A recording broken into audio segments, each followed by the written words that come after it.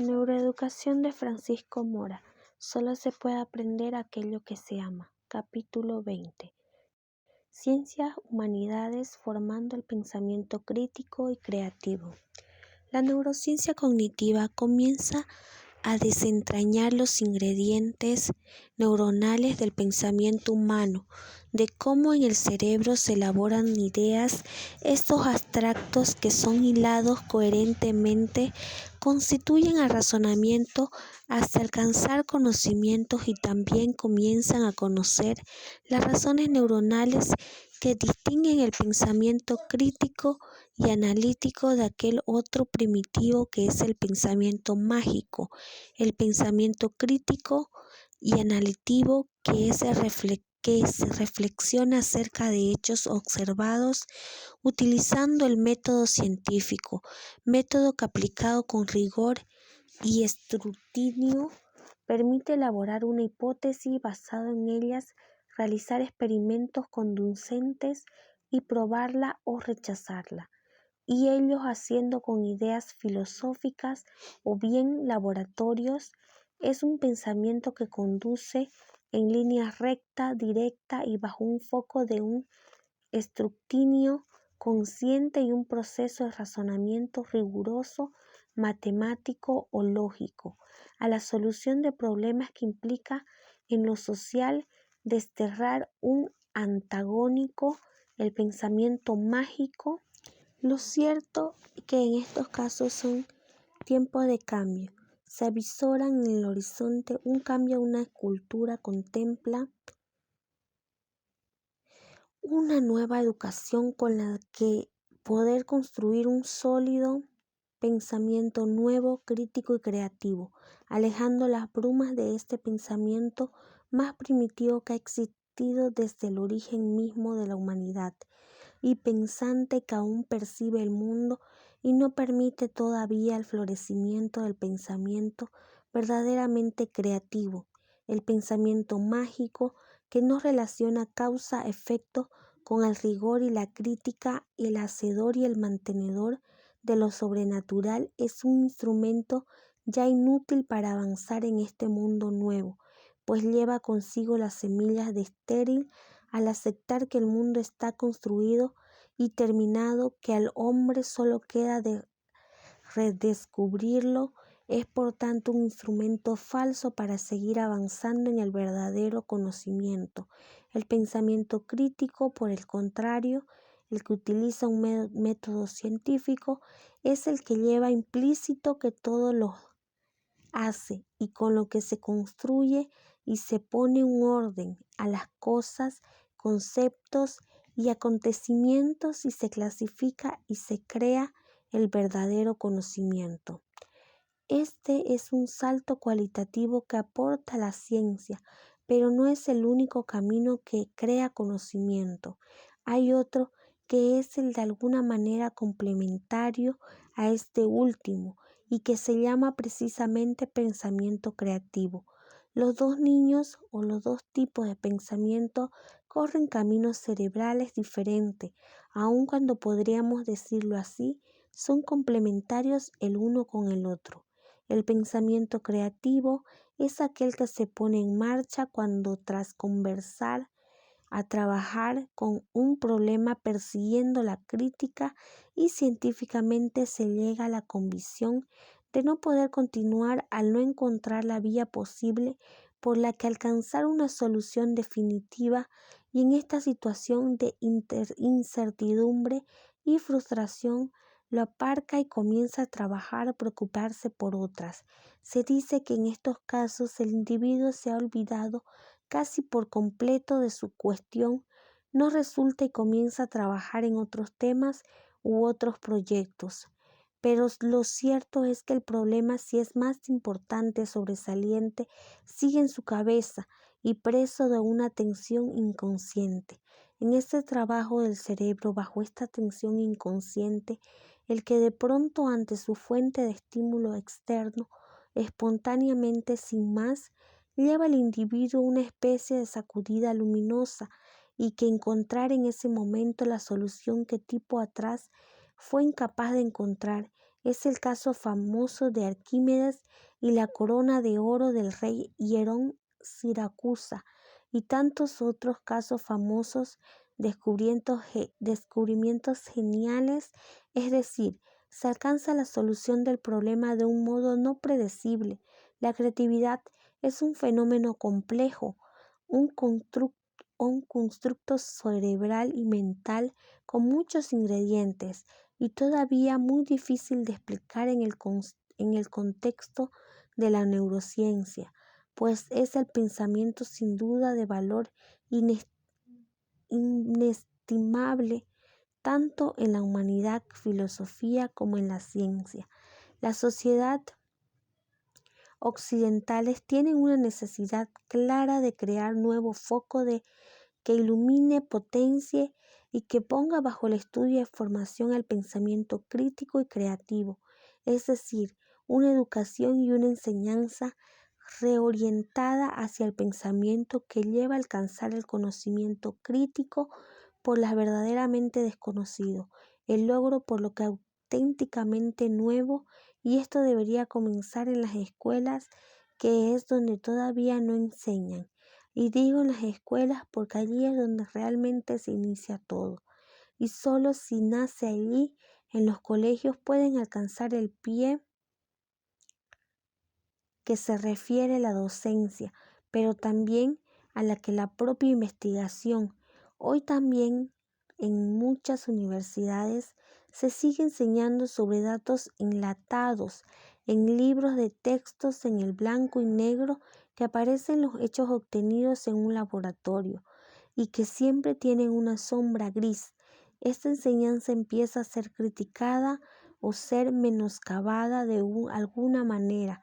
por no ser acorde a la crítica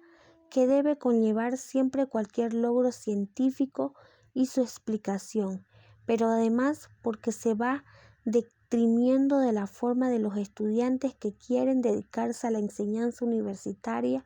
y en particular a la formación de estudios de posgrado, doctorado, en lo que falta una mentalización hacia la crítica perseguida de cualquier verdad,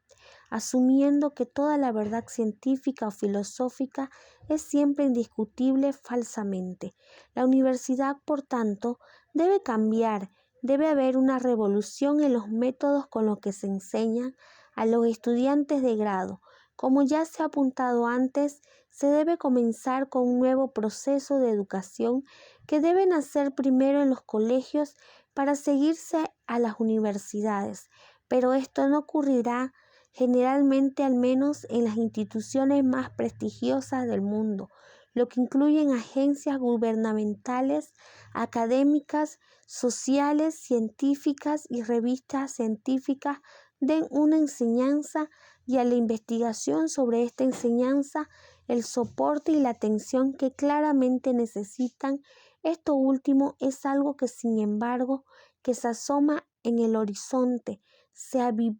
avisora con la esperanza de la educación alcance un estatus de preeminencia que todavía hoy tiene, y que en estos horizontes en el que se contempla la enseñanza del pensamiento creativo, que de hecho todavía no se enseña en las universidades. Si existen cursos que orientan y explican en qué consiste este tipo de pensamiento, pero lo cierto es que la ignoran en la mayoría de las instituciones docentes. Prestigiosas revistas científicas, sin embargo, está dedicado a espacios y publicados trabajos editoriales que van creando ese clima necesario que facilite al mundo académico ver la importancia de este otro tipo de pensamiento para el avance rompedor. Este conocimiento nuevo, con este tipo de pensamiento creador, al estudiante se le introduce la idea de que permitirá ir lejos en la solución de problemas, que utilizando solo el pensamiento crítico y analítico, que con él encontrará respuestas no esperadas, no predecibles, rompedoras, verdaderamente nuevas y verdaderamente creativas. En el entrenamiento y la enseñanza de este pensamiento creativo a los estudiantes, y ante un problema determinado muy difícil, se le pide que piensen en las soluciones. Pueden ser muchas y que en el caso de encontrar una, esta no es definitiva, pues haber otras mejores, se les señala que vean el problema presentándolo de modo que ellos permitan generar mayor número de ideas posible. Esto se conoce como crear el clima para un pensamiento asociativo. Después se le pide que tomen un tiempo que necesiten para encontrar soluciones y aunque abandonen el pensar en el problema por algún tiempo y que durante este tiempo hagan otras cosas, dejen de vagar la mente, pues sabemos que si estudiaste, estás muy motivado, su mente trabajará todo el tiempo, de modo inconsciente, el problema y es posible que de pronto se le ocurra una respuesta con una idea verdadera, deja diferente no perseguida antes. Este proceso opera cuando, como digo, se deja vagar la mente. Hoy sabemos que este pensamiento y las nuevas ideas que alumbran requieren un sustrato neuronal, diferente al pensamiento crítico y analítico que recluta redes neuronales distribuidas en la parte por las cortezas temporales de ambos hemisferios cerebrales y en particular en el hemisferio derecho.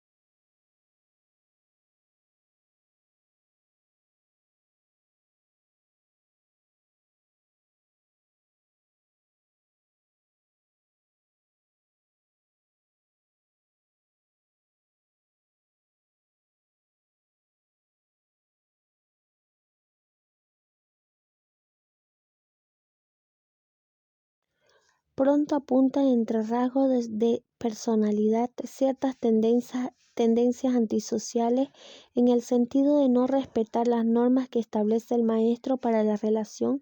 con sus compañeros o incluso con su propio maestro, o en el seno de las familias. Son niños que pueden pasar por rebeldes, pero es fácil detectar en ellos una cierta rigidez mental, en el sentido de que aprenden con dificultad a cambiar o a rectificar sus conductas a pesar de que se enseñan a distinguir claramente y de modo cuidadoso y personal lo que es bien de lo que es mal. A ello se le añade en muchos casos una conducta agresiva. Sin duda que un maestro avesado en su conocimiento elementales de estos casos, así como los casos de dislexia, discalculia o autismo, puede poner en conocimiento de los padres en esta situación para la correspondiente intervención médica o psicológica.